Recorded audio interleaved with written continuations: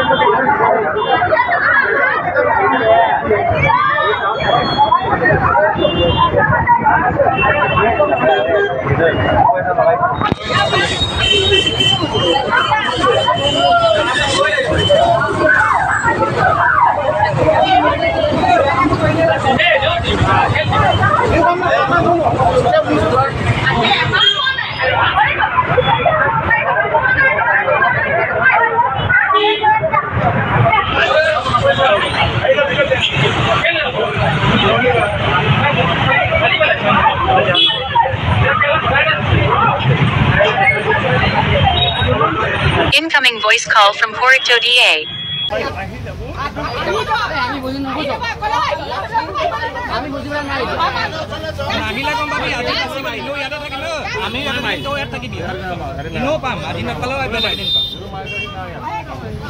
ইহঁতৰ তেল ফাটি গ'লগে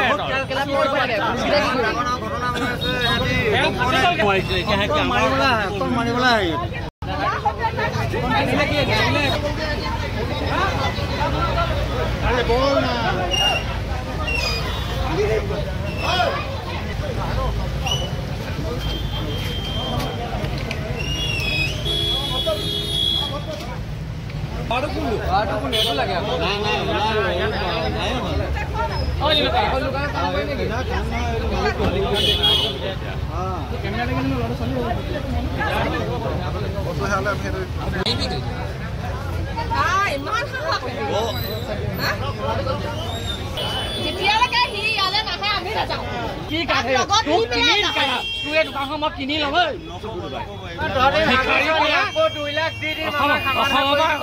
2 লাখ লম নহয় আমি ভিখাৰী জাত অসমত বিজনেছ কৰিবলৈ আহিছ কেলে নামাৰ সি হাত কেলে খুলিব কি হ'ল মাৰিলে ফালি দিলে দুজন হ'ব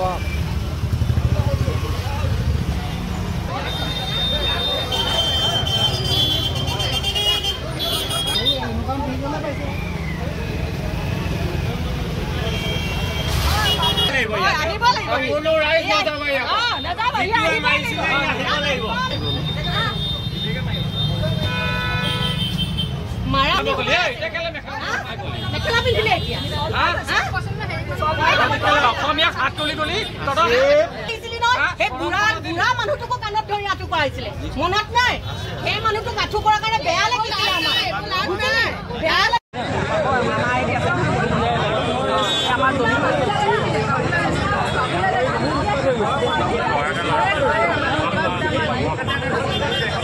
মাৰি পেলাই সমান সমান কৰি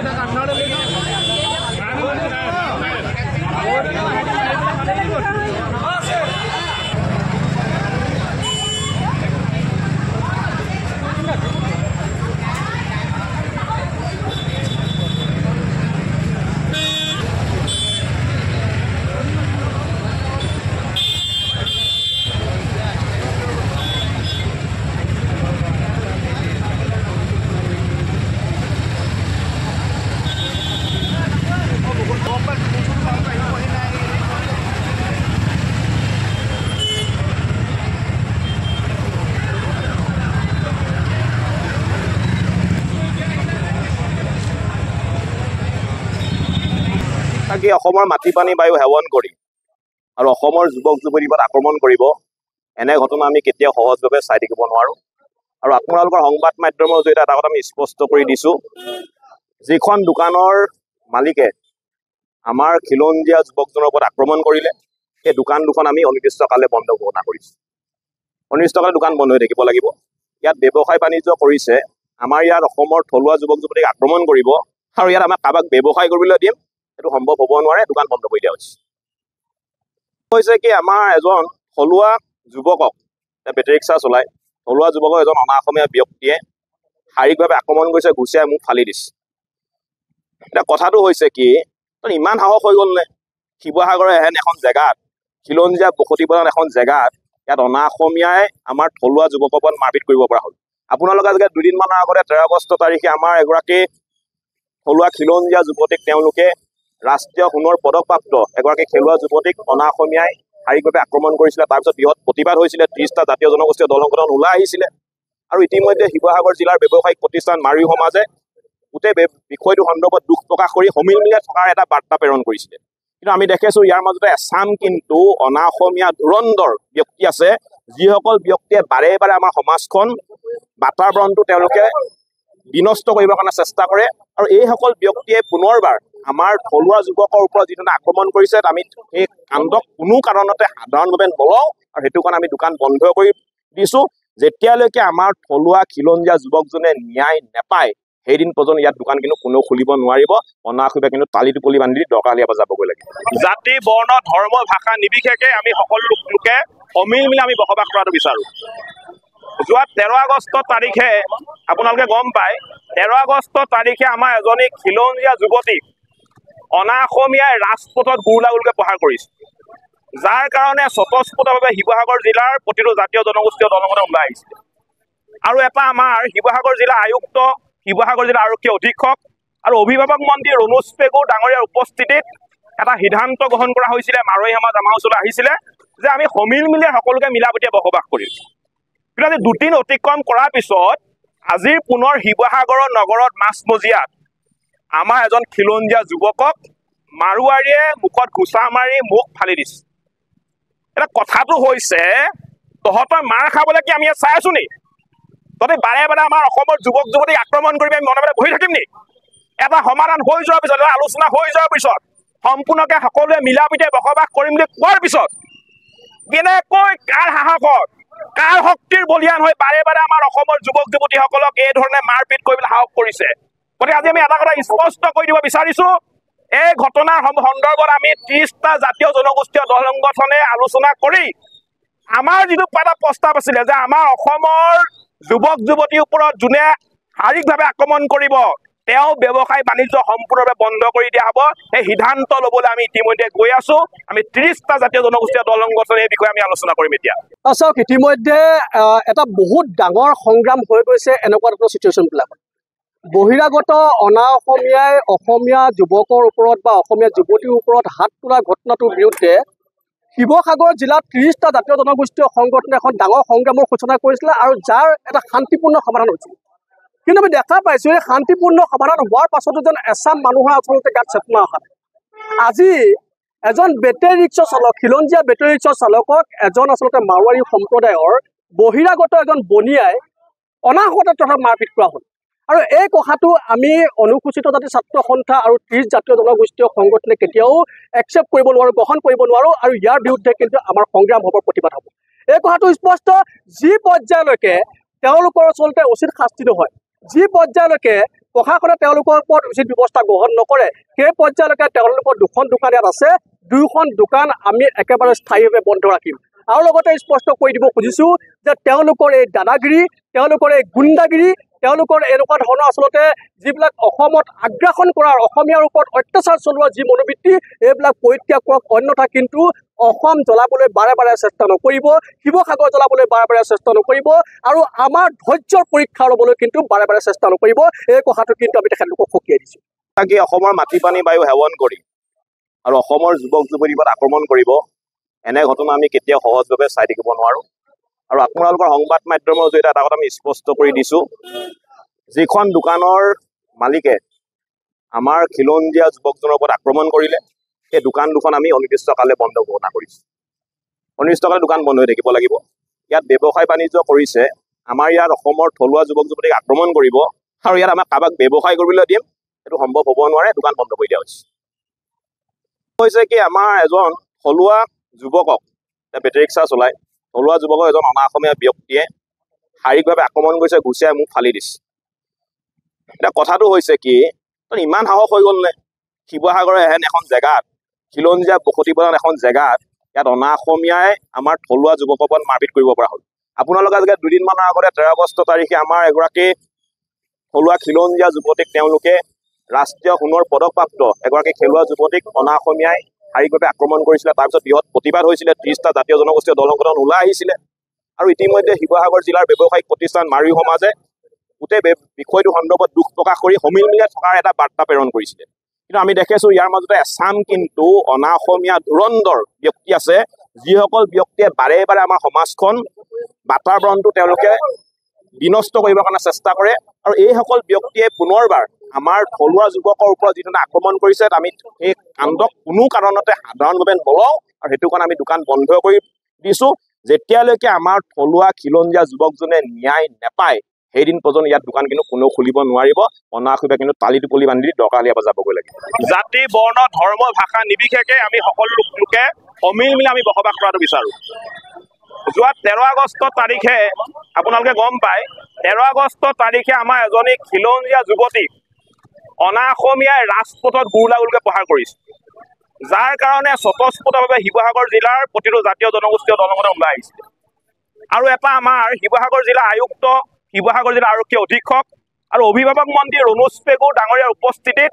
এটা সিদ্ধান্ত গ্ৰহণ কৰা হৈছিলে। মাৰৈ সমাজ আমাৰ ওচৰলৈ আহিছিলে যে আমি সমিল মিলি সকলোকে মিলাপ্ৰীতিৰে বসবাস কৰিম। কিন্তু আজি 2 দিন অতিক্ৰম কৰাৰ পিছত আজিৰ পুনৰ শিৱসাগৰৰ নগৰত মাজমজিয়াত আমাৰ এজন খিলঞ্জীয়া যুৱকক মাৰোৱাৰীয়ে মুখত ঘোচা মাৰি মুখ ফালি দিছে। এটা কথাটো হৈছে তহঁতৰ মাৰ খাবলৈ কি আমি ইয়াত চাই আছো নি? তহঁতে বাৰে বাৰে আমাৰ অসমৰ যুৱক যুৱতীক আক্ৰমণ কৰিবি আমি মনে মনে বহি থাকিম নি? এটা সমাধান হৈ যোৱাৰ পিছত, আলোচনা হৈ যোৱাৰ পিছত, সম্পূৰ্ণকে সকলোৱে মিলাপ্ৰীতিৰে বসবাস কৰিম বুলি কোৱাৰ পিছত কেনেকৈ কাৰ সাহসত, কাৰ শক্তিৰ বলিয়ান হৈ বাৰে বাৰে আমাৰ অসমৰ যুৱক যুৱতীসকলক এই ধৰণে মাৰপিট কৰিবলৈ সাহস কৰিছে? গতিকে আজি আমি এটা কথা স্পষ্ট